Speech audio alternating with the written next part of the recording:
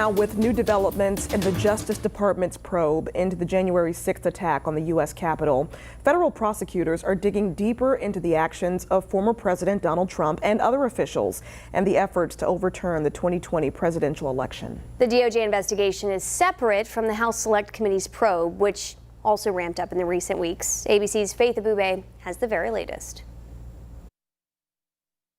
New signs that the Department of Justice's large-scale criminal investigation into the deadly January 6 Capitol attack is inching closer to former President Donald Trump.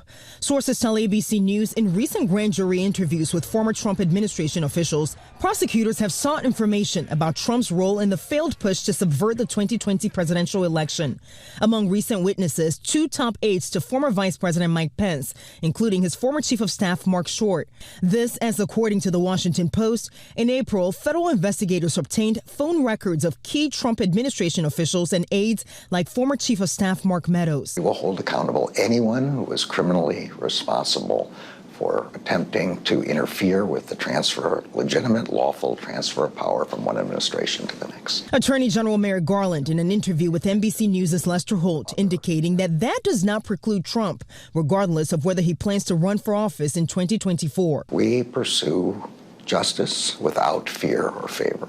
As the DOJ's January 6 inquiry escalates, Trump returning to Washington, D.C. for the first time since leaving office. Trump calling for law and order days after witnesses testified before the House January 6 committee that he refused to call off the armed mob and instead watched them on television as they attacked the U.S. Capitol. There is no longer respect for the law, and there certainly is no order. Shortly after Trump's speech, President Biden tweeting in part, quote, "I don't think inciting a mob is respect for the law."